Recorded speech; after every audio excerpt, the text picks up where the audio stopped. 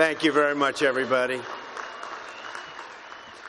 And congratulations to the class of 2017. That's some achievement.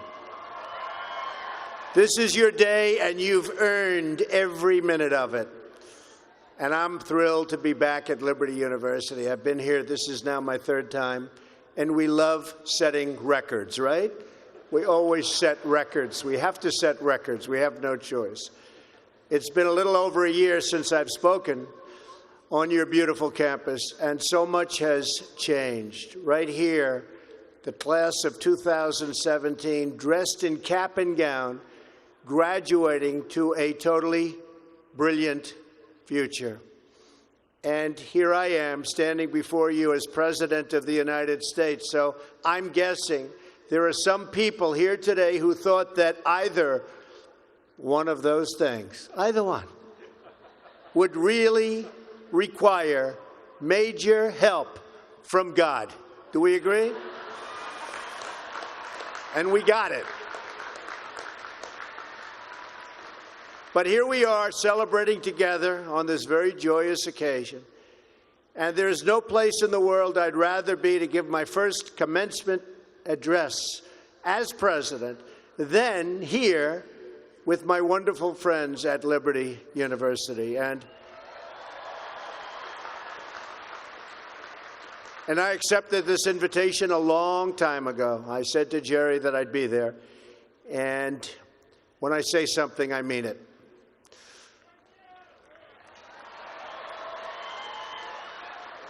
I want to thank President Jerry Falwell and his incredible wife, Becky. Stand up, Becky. For their kind words, their steadfast support, and their really wonderful friendship.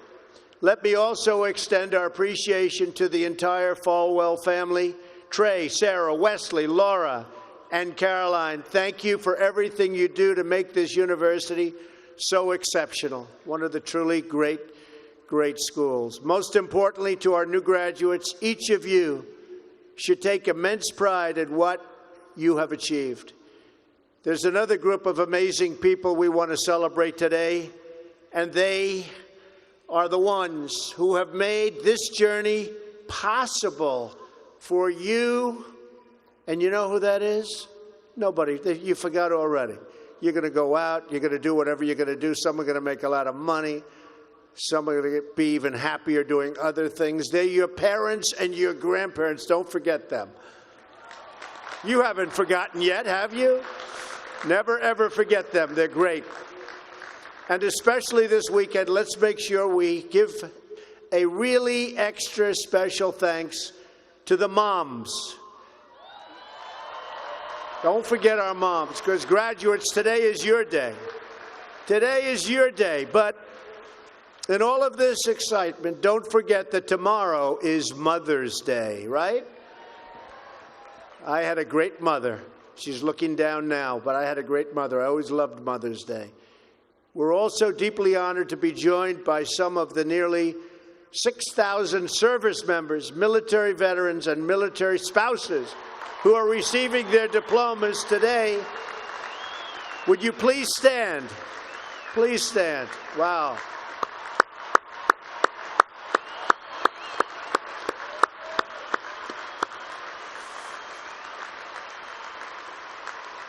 That's great. Thank you very much. Great job. We're profoundly grateful to every single one of you who sacrificed to keep us safe and to protect God's precious gift of freedom.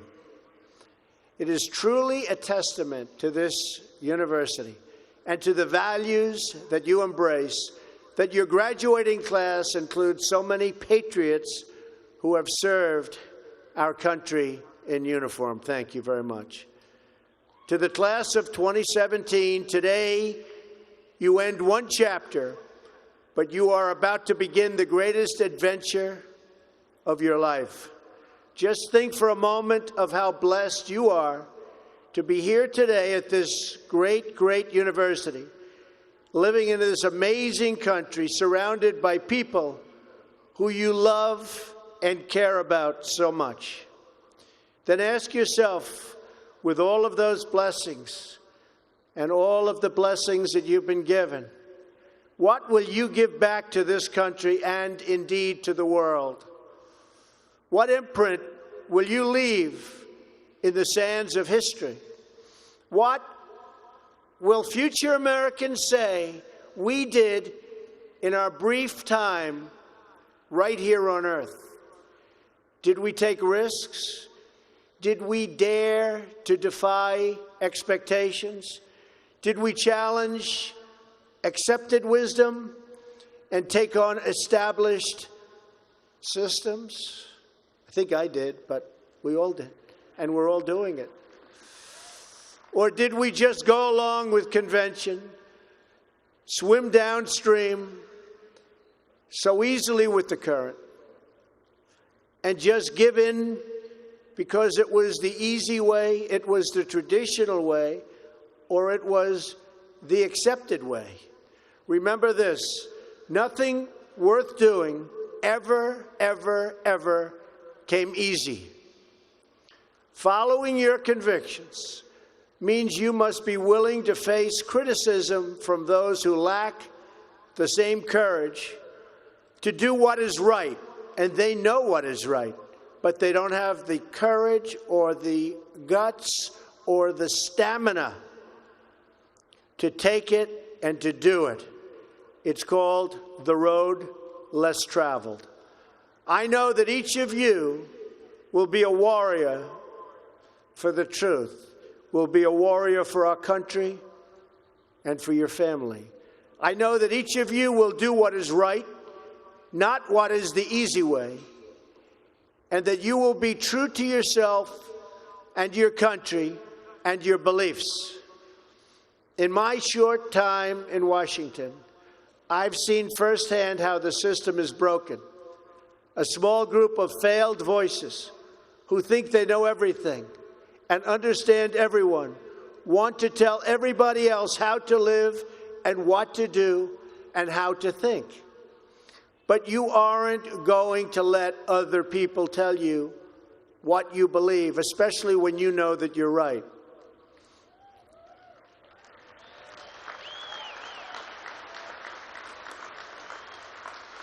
And those of you graduating here today who have given 500,000 hours of charity last year alone, unbelievable amount of work and charity, and few universities or colleges can claim anything even close.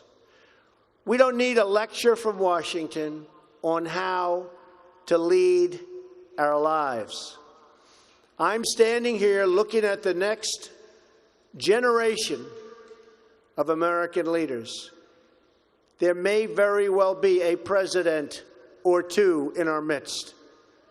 Anybody think they're going to be president? Raise your hand. In your hearts are inscribed the values of service, sacrifice, and devotion. Now you must go forth into the world and turn your hopes and dreams into action. America has always been the land of dreams because America is a nation of true believers. When the Pilgrims landed at Plymouth, they prayed. When the founders wrote the Declaration of Independence, they invoked our Creator 4 times. Because in America, we don't worship government, we worship God.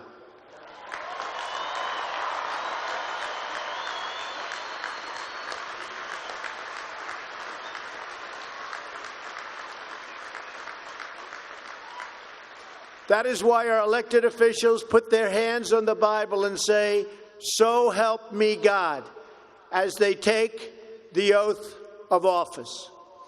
It is why our currency proudly declares, "In God we trust." And it's why we proudly proclaim that we are one nation under God every time we say the Pledge of Allegiance.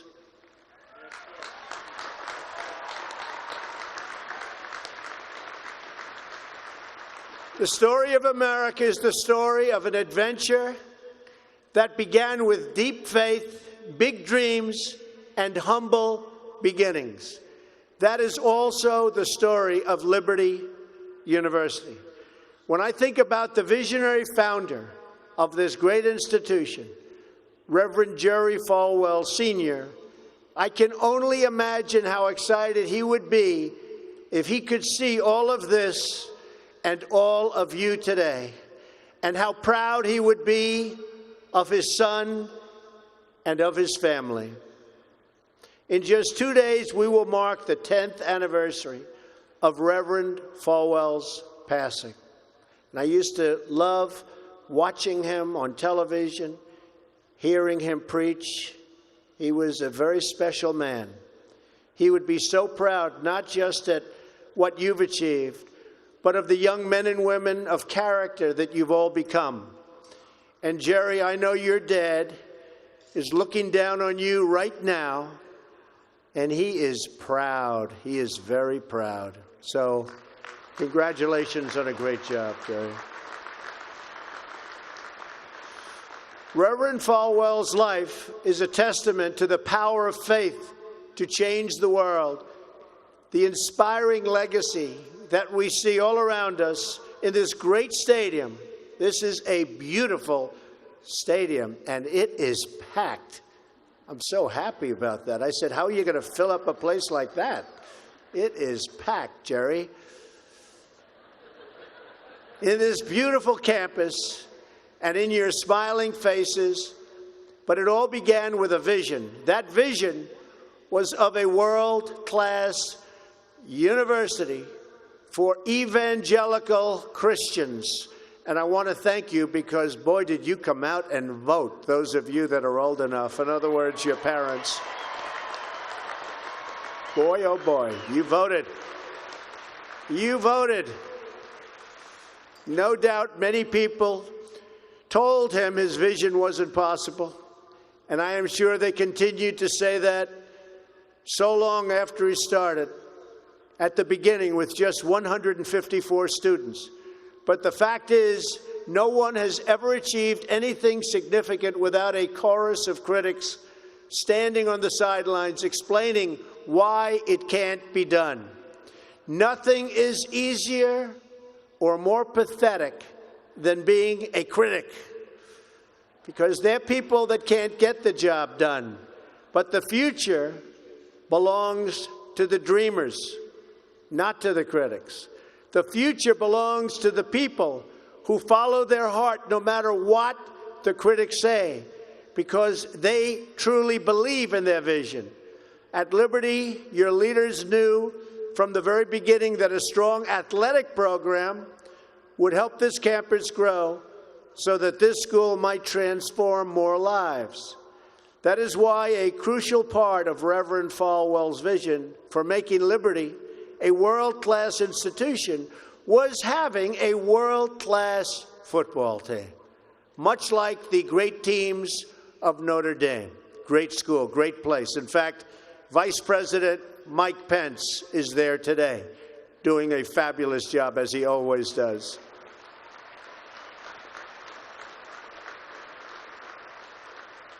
A few years ago, the New York Times even wrote a story on the great ambitions of the Liberty Flames. That story prompted a longtime president of another school to write a letter to Jerry. It's a letter that Reverend Falwell would have been very, very pleased to read. Jerry tells me that letter now hangs in the wall in the boardroom of your great university. It came from the late Father Theodore Hesburgh, who was the beloved president of the University of Notre Dame 35 years ago. Like this school's founder, he was a truly kind-hearted man of very, very deep faith.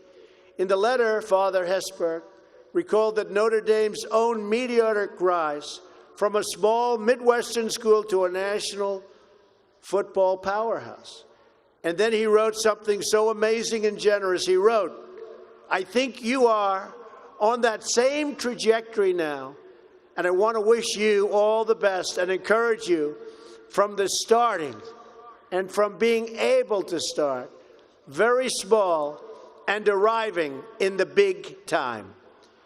Thanks to hard work, great faith, and incredible devotion, those dreams have come true. As of February of this year, the Liberty Flames are playing in the FBS, the highest level of competition in NCAA football. Don't clap. That could be tough. Don't clap. That could be tough. I'm a little worried. I don't want to look at some of those scores here. Jerry, are you sure you know what you're doing here? Those other players are big and fast and strong, but I have a feeling you're going to do very well, right? From the most humble roots, you've become a powerhouse in both education and sports. And just wait until the world hears the football teams you'll be playing on your schedule starting next season. President Falwell gave me a list of some of those schools, the ones you're going to be playing 2018. Would you like me to read the names? Just came out. Would you like to hear them? I'm a little bit concerned. UMass, Virginia, Auburn. Jerry, are you sure you know what you're doing? Jerry, Auburn. I don't know about that, James. This could be trouble, Jerry. Rutgers, Old Dominion, Brigham Young, Army. I might be at that game. Who am I supposed to root for? Tell me. I don't know. That's a tough one, Jerry. I don't know, Jerry. I'm going to have to think about that one, Jerry. Buffalo, Troy, Virginia Tech. Oh, no, Jerry. Ole Miss. And Wake Forest. Those are really top schools. That's maybe in 4 or 5 years I'll come to a game, right? You'll build it up. Well, good luck. The success of your athletic program arriving on the big stage should be a reminder to every new graduate of just what you can achieve when you start small, pursue a big vision, and never, ever quit. You never quit. If I give you one message to hold in your hearts today, it's this: never, ever give up. There'll be times in your life you'll want to quit, you'll want to go home. You'll want to go home perhaps to that wonderful mother that's sitting back there watching you and say, Mom, I can't do it. I can't do it. Just never quit. Go back home and tell Mom, Dad, I can do it. I can do it. I will do it. You're going to be successful.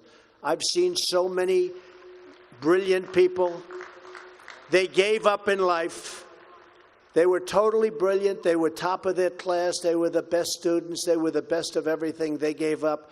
I've seen others who really didn't have that talent or that ability, and they're among the most successful people today in the world because they never quit and they never gave up. So just remember that. Never stop fighting for what you believe in and for the people who care about you. Carry yourself with dignity and pride. Demand the best from yourself and be totally unafraid to challenge entrenched interests and failed power structures. Does that sound familiar, by the way? The more people tell you it's not possible, that it can't be done, the more you should be absolutely determined to prove them wrong. Treat the word impossible as nothing more than motivation. Relish the opportunity to be an outsider. Embrace that label. Being an outsider is fine. Embrace the label, because it's the outsiders who change the world and who make a real and lasting difference. The more that a broken system tells you that you're wrong, the more certain you should be that you must keep pushing ahead. You must keep pushing forward. And always have the courage to be yourself. Most importantly, you have to do what you love. You have to do what you love. I've seen so many people, they're forced through lots of reasons, sometimes including family, to go down a path that they don't want to go down. to go down a path that leads them to something that they don't love, that they don't enjoy. You have to do what you love, or you most likely won't be very successful at it. So do what you love. I want to recognize a friend who is here with us today, who can serve as an inspiration to us all. Someone who doesn't know the meaning of the word quit. Real champion.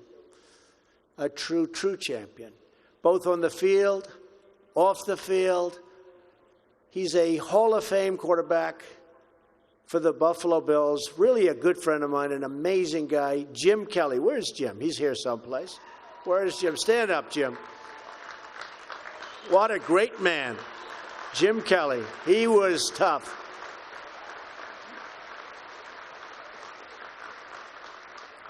Jim, do you have any idea how much money you'd be making today? They'd hit Jim. It was like tackling a linebacker. They'd hit Jim, 4 guys, 5 guys that weighed 320, and he'd just keep going down the field. He was much more than a quarterback. He had tremendous heart, and he knew how to win. Jim is tough, and his toughest fight of all was that he beat cancer not once but twice.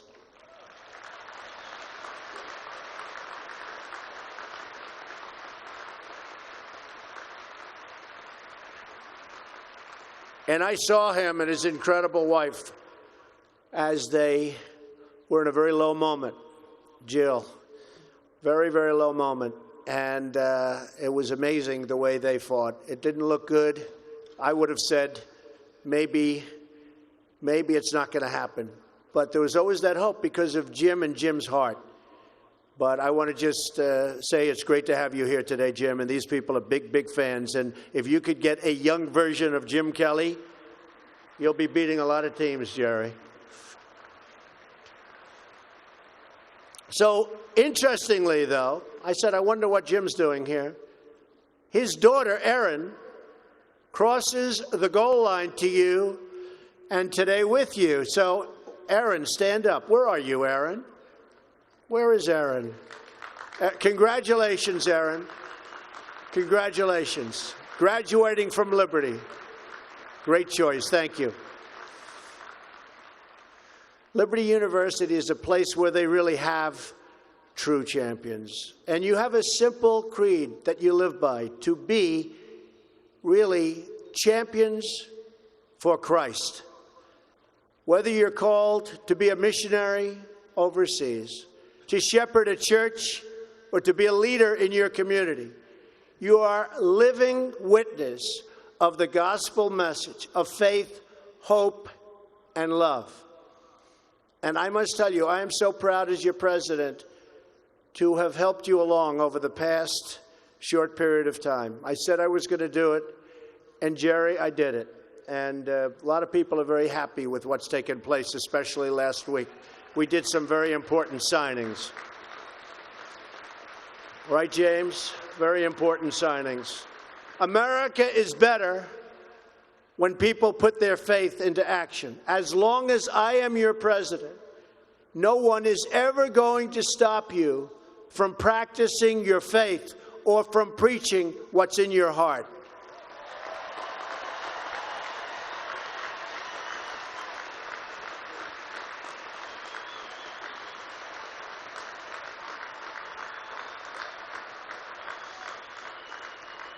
We will always stand up for the right of all Americans to pray to God and to follow His teachings.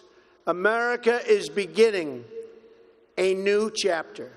Today, each of you begins a new chapter as well.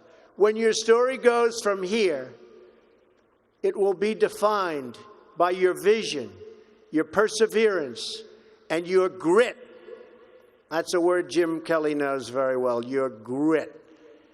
In this, I'm reminded of another man you know very well and who has joined us here today. His name is George Rogers, Liberty University CFO and Vice President for a quarter of a century. During World War II, George spent 3.5 years as a prisoner of war. He saw many of his fellow soldiers die during the Bataan Death March. He was the victim of starvation and torture as a prisoner of war. When he was finally set free, he weighed just 85 pounds and was told he would not live past the age of 40. Today, George is 98 years old.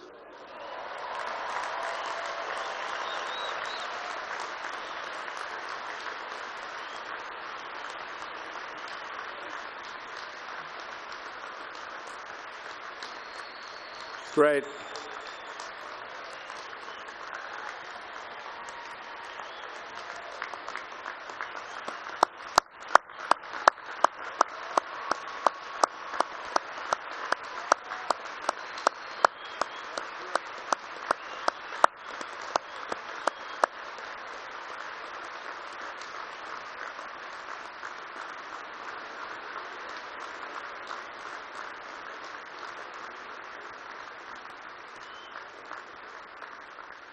That's so great, George.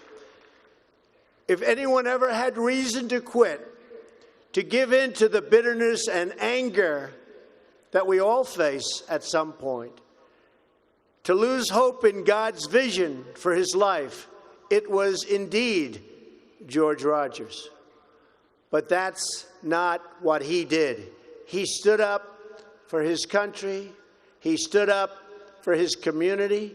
He stood up for his family, and he defended civilization against a tide of barbarity, the kind of barbarity we're seeing today and we've been witnessing over the last number of years. And I just want to tell you, as your president, we are doing very, very well in countering it. So you just hang in there.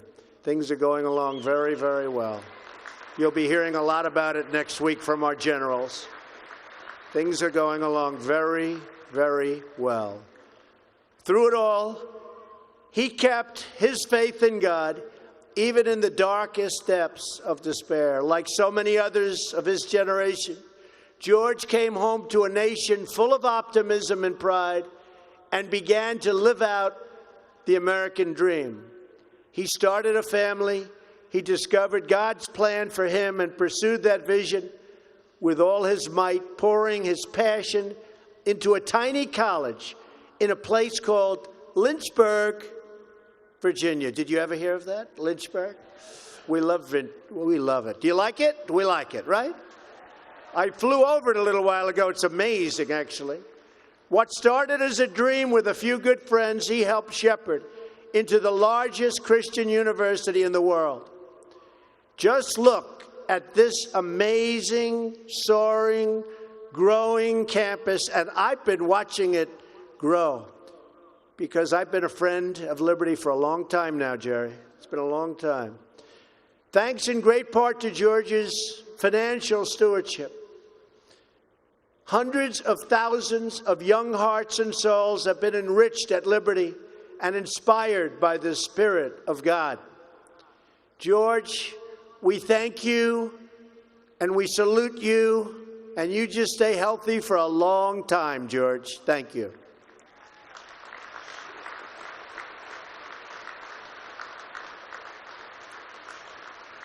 Now it falls on the shoulders of each of you here today to protect the freedom that patriots like George earned with their incredible sacrifice.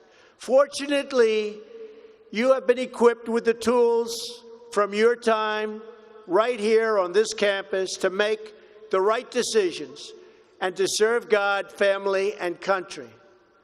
As you build good lives, you will also be rebuilding our nation. You'll be leaders in your communities, stewards of great institutions, and defenders of liberty. And you will be great mothers and fathers and grandmothers and grandfathers, loving friends and loving family members. You will build a future where we have the courage to chase our dreams no matter what the cynics and the doubters have to say. You will have the confidence to speak the hopes in your hearts and to express the love that stirs your souls. and you will have the faith to replace a broken establishment with a government that serves and protects the people.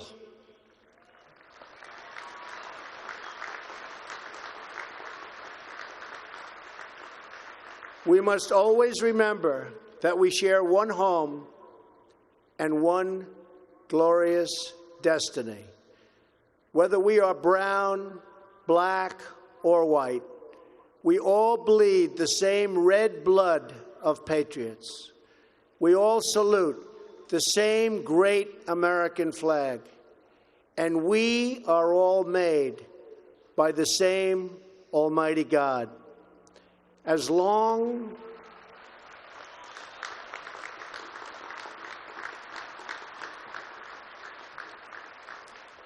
as you remember what you have learned here at Liberty, as long as you have pride in your beliefs, courage in your convictions, and faith in your God, then you will not fail.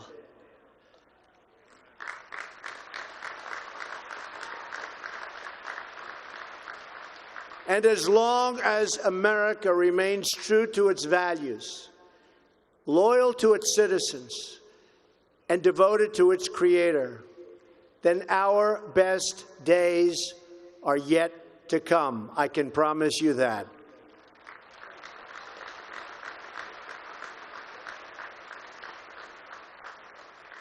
This has been an exceptional morning. It's been a great honor for me, and I want to thank you, the students. I also want to thank you, the family, for getting them there. And I want to thank and congratulate Liberty. May God bless the class of 2017. May God bless the United States of America. May God bless all of you here today. Thank you very much. Thank you.